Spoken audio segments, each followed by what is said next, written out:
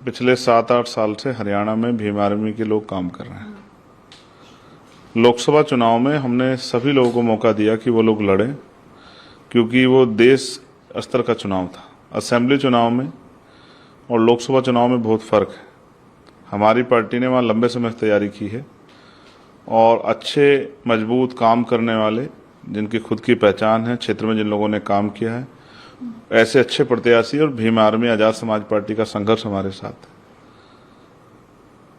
वहाँ की स्टेट की टीम ने मजबूती से जिला, विधानसभा, बूथ सेक्टर का संगठन बनाया। उसके जरिए हम लोग चुनाव लड़ेंगे और मेरा विश्वास है कि आज़ाद समाज पार्टी और जो अलायंस जेजेपी के साथ हमारा हुआ, मिलके जो है एक मजबूत विकल्प जो है हरियाणा में बनेगा, ऐसा मेरा विश्वास है। देखिए, पार्टी ने जो तय किया है कि 20 सीटें वो सीटें हैं जिनमें हम लोग बहुत अच्छी तरह से फाइट कर सकते हैं, जिसके जातिगत समीकरण, क्षेत्रीय आधार हमारे साथ हैं, जिनकी तैयारी हमारी 1 नंबर की है। उन सीटों पे ही हमने तय किया कि हमारे प्रत्याशी लड़ेंगे और मेरा विश्वास है कि जिस तरह से लंबे समय से हम लोगों ने काम किया, पाठशाला चला के, जनहित के मुद्दों पे सवाल खड़े करके, आंदोलन करके, चाहे वो पुरानी पेंशन का मामला हो, चाहे बैकलॉग का मामला हो, लेटरल एंट्री, संविदा, आउटसोर्सिंग, ठेकेदारी के जरिए जो पक्की नौकरियां खत्म करके कच्ची नौकरियां दी जा रही, इनके विरोध में आंदोलन हो, चाहे बढ़ती महंगाई के खिलाफ हो, बेरोजगारी के खिलाफ हो, चाहे महिला सशक्तिकरण सुरक्षा का विषय हो, चाहे किसानों की फसलों का दाम हो, या मजदूरों के लिए न्यूनतम वेतन की बात है। अच्छे जो हमारी पॉलिसी में है कि गरीबों के लिए अच्छे स्कूल खुलें, किसान का बेटा भी, मजदूर का बेटा अच्छी पढ़ाई कर पाए, अच्छे हॉस्पिटल मिले जिनमें इलाज की व्यवस्था प्रॉपर जो है, वहाँ मशीनें हों जांच के लिए, चाहे वो ईसीजी हो, अल्ट्रासाउंड हो या एक्सरे मशीन हो, तमाम चीज़ों पे लंबे समय से हम लोग काम कर रहे हैं। तो मेरा भरोसा है कि जिस नीतियों पे हम लोग काम कर रहे हैं, तो जनता का आशीर्वाद हमारे साथ रहेगा, जनता का आशीर्वाद हमें मिलेगा। देखिए, हमने बिहार में भी चुनाव लड़ा है। बिहार में भी पार्टी को जो है अच्छे वोट मिले थे, वो हमारा फर्स्ट इलेक्शन था। हमने यूपी में भी चुनाव लड़ा, मध्य प्रदेश, राजस्थान में चुनाव लड़ा। राजस्थान में जो 2023 का था असेंबली, हम लोग 3-4 सीटें बहुत कम अंतर से हार गए और 12-13 सीटों पे हम लोग तीसरे नंबर पर रहे। फिर यूपी में पार्लियामेंट का जब चुनाव आया, तो देश का चुनाव था, तो हमने 2 सीटें उत्तर प्रदेश में लड़े, जिसमें हम 1 जीते, जिसमें हमारे सामने एक तरफ एनडीए अलायंस था, दूसरी तरफ इंडिया अलायंस था, और बहुजन समाज पार्टी भी हमारे खिलाफ लड़ी, और दूसरी सीटों में हमें लगभग 80,000 से ज़्यादा वोट मिले।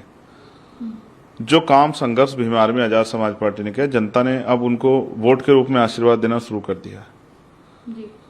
तो अब हम विस्तार कर रहे हैं। जो सफलता हमें हरियाणा में हाथ नहीं लगी, मेरा भरोसा है राजस्थान में हमें नहीं मिली, वो हरियाणा से हमारे हिस्से में आएगी, क्योंकि हरियाणा उत्तर प्रदेश से सटा हुआ है और क्योंकि मेरे घर के करीब है, बिल्कुल सहारनपुर से जुड़े हुए बहुत सारा क्षेत्र है हरियाणा का, जिसमें पंचकुला है, अंबाला है, यमुनानगर जगाधरी है, करनाल है। तो मेरा भरोसा है कि इस बार जो है पहली सफलता और पहला जो है जो असेंबली में हमारा रिप्रेजेंटेशन, वो हरियाणा के जरिए जाएगा। यूपी के मुख्यमंत्री योगी आदित्यनाथ सेंटर में तीसरी बार उनकी सरकार है, उत्तर प्रदेश में दूसरी बार उनकी सरकार है, कई और स्टेटों में सरकार है। वो भय की राजनीति करते हैं, डरा के लोगों को वोट लेना चाहते हैं, जबकि उनकी खुद की सरकार है और तमाम तरह से बुलडोजर और तमाम तरह की जो कानूनी कार्रवाई वो करते हैं, जो संविधान के, लोकतंत्र के, न्याय प्रक्रिया और न्यायपालिका के विरोध में होती है। उसके बावजूद भी वो जनता को डराना चाहते हैं। एक मुख्यमंत्री के तौर पर ये उनकी सबसे बड़ी कमजोरी है। उत्तर प्रदेश में आज ही 2 बड़ी घटनाएं, एक कल घटी है जहाँ 4 साल के बच्चे का अयोध्या में रेप हुआ है, और फरुखाबाद में 2 बच्चों को एक ही जो है चूनी से मार के लटका दिया गया है। जिन मुख्यमंत्री कार्यकाल में बेटियां सुरक्षित ना हो और छोटी छोटी बच्चियों पर अन्याय अत्याचार हो, उनकी हत्याएं हो, उनके साथ रेप हो, उन मुख्यमंत्री को राजनीति से ऊपर बढ़ के भी अपने प्रदेश की कानून व्यवस्था के बारे में सोचना चाहिए। वहां मुख्यमंत्री फेल नजर आते हैं और घटनाओं से ध्यान हटाने के लिए 69 शिक्षक भर्ती का जो मामला था, वो सुप्रीम कोर्ट चला गया है। पुलिस भर्ती में जब घोटाला हुआ था, हमारी मांग पर उन्होंने दोबारा से पुलिस भर्ती कराई, और तमाम तरह के ऐसे विषय हैं जिन पे उनको जवाब देना चाहिए। वो समझदार आदमी हैं, तो वो सोचते हैं कि पहले से इस तरह की बात कर जाए, जनता का ध्यान बुनियादी मुद्दों से हट जाए।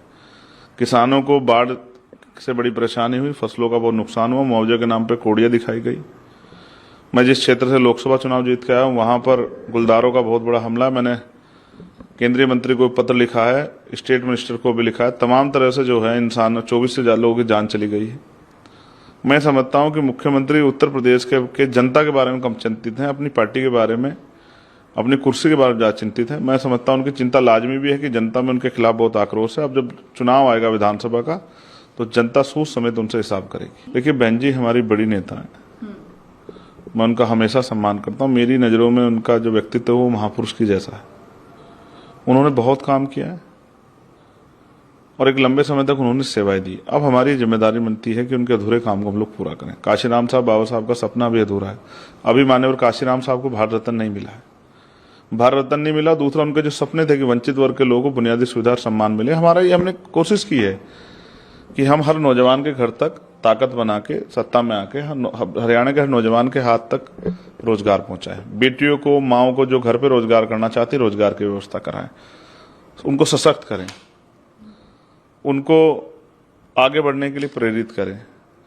किसानों की समस्या और तमाम जो भी समस्या उन पर हम लोग काम करें। हमारी पॉलिसी में है कि सरकारी स्कूल वर्ल्ड क्लास होने चाहिए, सरकारी हॉस्पिटल वर्ल्ड क्लास होने चाहिए, जिससे गरीबों के साथ को आसानी से इलाज और एजुकेशन तो मिले, लेकिन साथ साथ जो है जो जेब की कटाई होती है प्राइवेट हॉस्पिटल वो भी बंद हो। तो हम अपनी पॉलिसी पे काम कर रहे हैं और वो भी अपनी पॉलिसी पे काम कर रहे हैं। जनता का आशीर्वाद हमारे साथ है और मेरा भरोसा है कि वो तो लंबे समय लड़ता है। इस बार आजाद समाज पार्टी हरियाणा में पहली बार जा रही है, मुझे भरोसा है कि जनता का आशीर्वाद हमारे साथ है।